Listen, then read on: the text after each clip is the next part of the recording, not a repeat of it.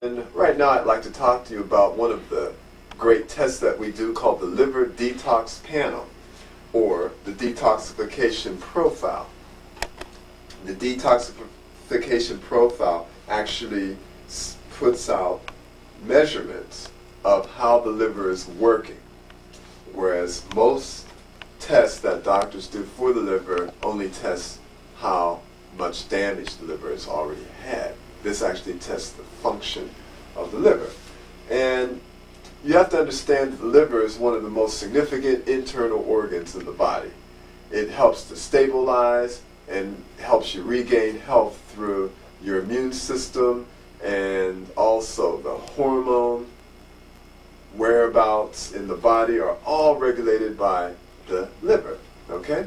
An impaired liver can result and contribute to a whole number of different diseases, including cancers of all types, arteriosclerosis, many skin diseases from eczema, acne, fibromyalgia, especially chronic fatigue syndrome, headaches, toxic headaches, abdominal pains, dyspepsia or trouble digesting food, inflammatory joint disease, neurological diseases, just to name a few.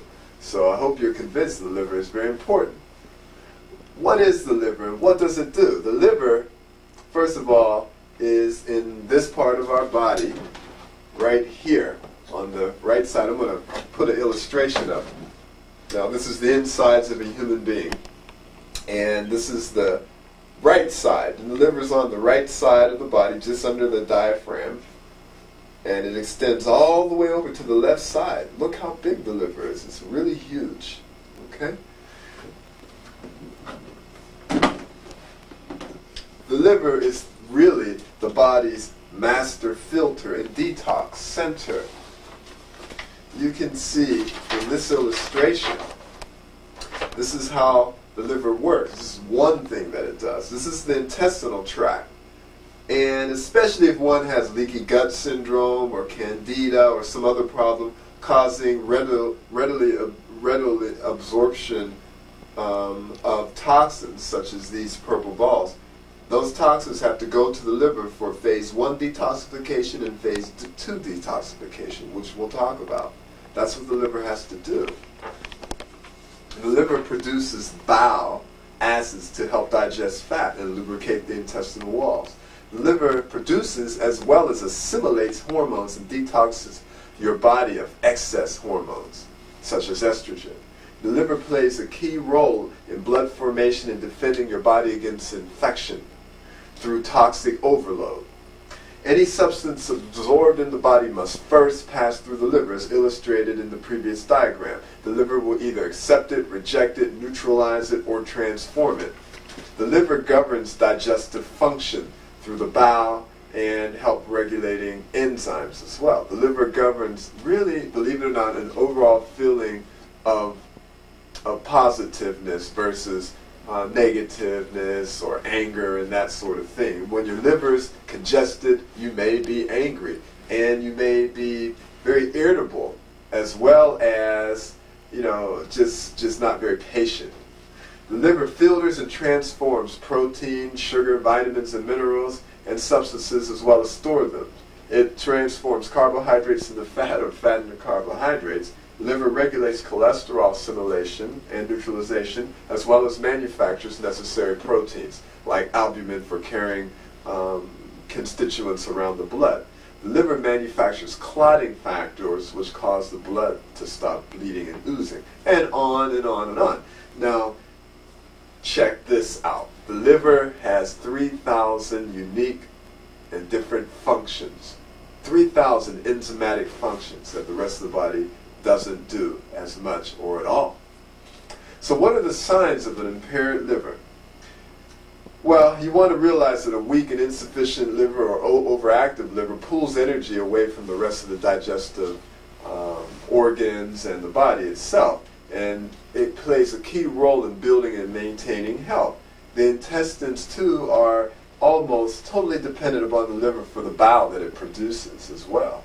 A congested liver can be so overactive at times it can work hard to compensate the congestion and then ultimately become exhausted.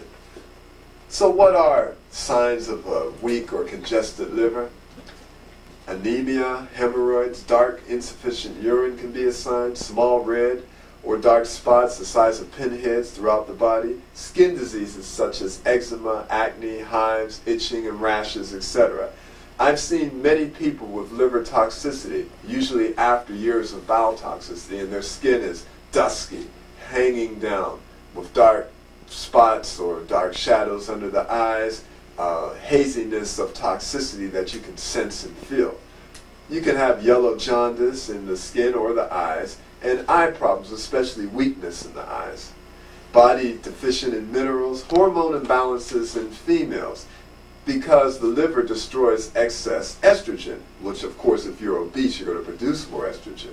And this can cause an increase in estrogen in the body, causing malfunctioning of the ovaries with problems of conception. The monthly menses can be off, as well as menopausal problems. The sex drive and femininity itself can develop into more male qualities, whereas hormone imbalances in men may produce more feminine qualities, including an increase in breast size, sterility, or even impotency.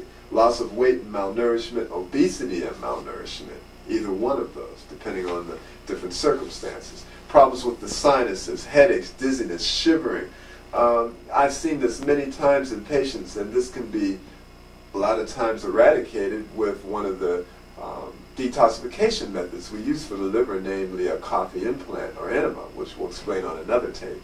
Loss of appetite, eating disorders of all types. So again, most importantly, every health problem of degenerative disease can be related to liver dysfunction. We merely want to impress upon you the importance of liver function, and it's really a precious organ.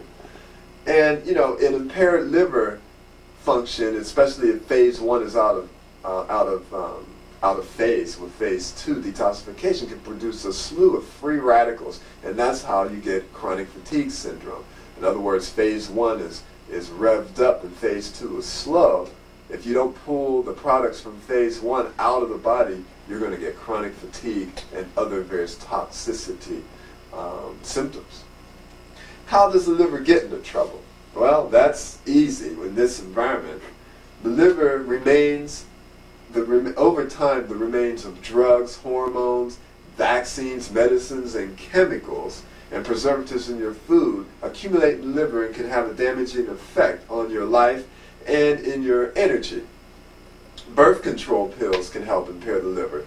Alcohol, smoking, and secondhand cigarette smoke can also impair the liver. How about air pollution, aerosol sprays, insecticides? How about skin pollution from deodorants? I saw one of my colleagues use an aluminum deodorant, fluorinated water or chlorinated water as well. How about dairy products and fats, animal fats, hydrogenated fats? That's very hard work for the liver. Steroids of any kind can affect the liver. White processed flour and sugar and salt is hard on the liver and really all the organs of the body, from the kidney, the liver, and the gastrointestinal tract. Overuse of vitamin and mineral supplements, improper food combining causing indigestion, leaky gut syndrome can let impurities go through to the liver and overstress the liver. Filling your stomach beyond the recommended 80% mark, overeating, because remember, it takes 15 minutes to register before you know your stomach is full, so you have to stop eating before you feel too full. Lack of sleep and fatigue from pushing too hard can also hurt the liver. Negative emotions, hate and anger, fear and sadness can hurt the liver. Unforgiveness and holding grudges, feeling unloved, and hepatitis. The viral hepatitis is A, B, C, D, E, and F, and etc. So there's thousands and thousands of reasons that can contribute to liver dysfunction. Especially since the Industrial Revolution, our environment has been bombarded seriously with pollution on the land, air, water, hygiene products, not to mention the stress of our society, as well as inferiorly grown or processed refined foods. I just want to read to you some EPA estimates for chemical release. Just in 1989, there were 1,200,000,000 pounds of chemicals pumped into the ground, seeping into aquifers. This is in the United States alone. Check this out. 550 million pounds of industrial chemicals pumped into public sewage. Here's another one. 2,500,000,000 million pounds of air emissions into the atmosphere, and another 1,360,000,000 pounds of other miscellaneous emissions, whatever that means, for a total of 5,800,000,000 pounds of total emissions for the year 1989. And more studies are showing a relationship between our organism and our environment. It really does affect it. They're even saying now that strawberries and certain fruits from foreign lands are polluted too much with insecticides and pesticides that may even be banned in the United States. And they're saying don't give it to your children, only eat organic food. You know, so we have a lot of reasons to be concerned about liver function these days. What exactly does the liver detox profile do, and what importance is it to you? Now that's the test that we're talking about, which measures this great organ that takes care of all this toxicity. Unlike the standard blood tests that almost every medical doctor does, the SGOT, the SGPT, etc., which only provides existing damage that already occurred to your liver, the liver detox profile is a true functional test to test your or measure your liver's ability to detox poisons. And this includes environmental toxins, toxins produced by your own body, or unwanted and excess hormones. This test also measures other critical nutrients such as glutathione, which may have been depleted because of the free radicals produced or liver nutrient deficiencies. There are specific nutrients, especially amino acids, that the liver needs to join together with toxic fat-soluble compounds to make them water-soluble so that you can excrete them through the kidneys as well as the intestines properly. Okay, so should we discover that your liver is dysfunctional, of course we will then advise you and assist you by recommending any of the following: environmental purification techniques at home and work, correct dietary practices to correct deficiencies and abuses, and nutritional deficiencies of specific supplements and herbs and antioxidants, essential fatty acids, and others. And also applying, very importantly, the cleansing and detoxification procedures, such as drinking plenty of water, liver detox procedures with herbals and coffee enemas, certain types of juices, etc.